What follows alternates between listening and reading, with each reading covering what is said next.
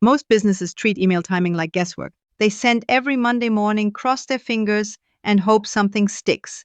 But there's one ridiculously simple change that boosted revenue by 37%, and most marketers still ignore it. I'm going to show you exactly how it works and how you can use it this week. What I'm about to share isn't guesswork. It's not industry best practices or advice pulled from a subreddit.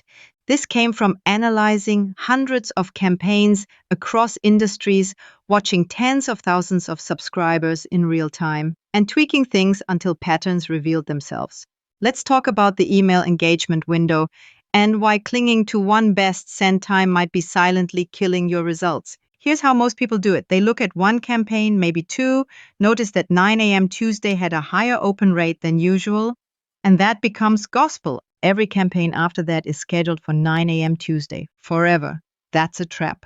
What worked once isn't guaranteed to work again. Your list isn't a uniform blob of identical behavior. It's made up of real people checking email at very different times, on commutes, after dinner, during lunch breaks, even just before bed.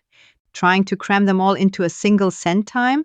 That's like throwing your entire guest list one set of house keys and hoping they all show up at the same moment. Let me show you a better way. When I first rolled this out inside the system I teach, we ran a 6-week test with a list of around 85,000. Instead of blasting the whole list at once, we broke them into 3 time-based segments. Segment 1 got emails early morning between 7 and 9 a.m. Segment 2 around lunch. Segment 3 late evening. Every few days we rotated content through the windows. And after just 3 rotations, we discovered something wild. The group that got emails around 8:30 p.m. had 2.2 times higher open and click-through rates than the morning crew, who had previously been the safe bet. The best time wasn't the best time, it was just the one we assumed worked. By adjusting our sends to match those newly discovered patterns, we didn't just get better open rates, we increased revenue. That's because opens lead to clicks, clicks lead to conversions, but only if they happen at the right moment when attention is available. Now, I get it. You might be thinking, my ESP already tells me the optimal time to send. Maybe it does. But here's what it doesn't do.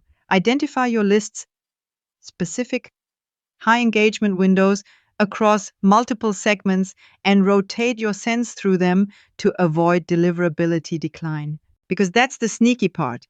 When you hit your whole list at the same moment every week, especially if it's a big list, you spike your own sender reputation risk. If too many ISPs see a flood of opens all at once, or worse, no opens at all, you might get flagged, shadow filtered, or one level worse, dumped into spam without ever knowing it. Rotating through engagement windows does 3 things. 1, it uncovers hidden pockets of attention you'd never find if you only sent at 9 a.m. 2, it spreads your deliverability across time zones and ISP load, which protects your long-term sender health. And 3, it builds a pattern of varied anticipation, so your audience doesn't just expect you at the same time, they are looking for you. Now that's powerful. But this takes patience. You need at least 4 weeks to test your windows properly. And you need to track open rates and by segment and send time, not just overall. Otherwise, you'll make the same mistake I did years ago, chasing the wrong data. So here's how we actually do it, step by step. Week 1 through week 3. Pick 3 time slots: morning, midday, and evening. Send the same content to different groups in each slot. If your content supports it, rotate it across the same segment at a different time for each campaign. Week 4. Rerun the test content, but give each group their best performing time slot based on the previous sends. Then average the results. What times consistently pull your best attention? Once you know those windows, you're not guessing anymore. You're making data-driven timing choices based on your list's real behavior, not someone else's blog post from 2019. Okay, then we took it even further. We started unsegmenting by engagement level and pairing it with their preferred time slot. So the folks who click everything, they get email in their top window and we increase frequency slightly. The quiet list lurkers, we only hit them during windows when they've proven they're most receptive. You should have seen the difference. We didn't just get more opens, we got more replies though. More inbox placement. And yes, more sales.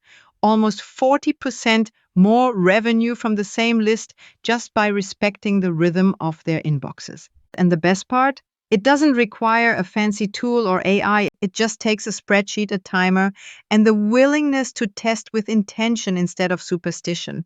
Now, if all this sounds like a lot to remember, that's because it is if you don't have a system. That's exactly why I created the time optimized rhythm inside the Connect method. It's not just a bunch of tips, it's a map starting with baseline frequency, moving to adaptive segmentation, layering in content rhythm, and then dropping sense into personalized engagement windows.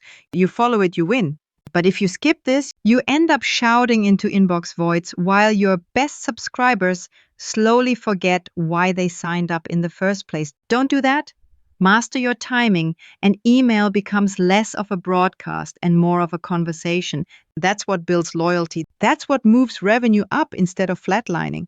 If you want to see exactly how all these pieces lock together, including specific templates, sequences, and calendars, everything is inside my new book. Click the link in the description and grab your copy of the Connect method for email marketing. You'll learn how to map your own engagement window, run real-world timing tests, and stop sending emails into the void. If you want more videos on making email marketing actually work, subscribe to the channel. And remember, timing isn't a detail, it's the unlock. Let's go make it matter.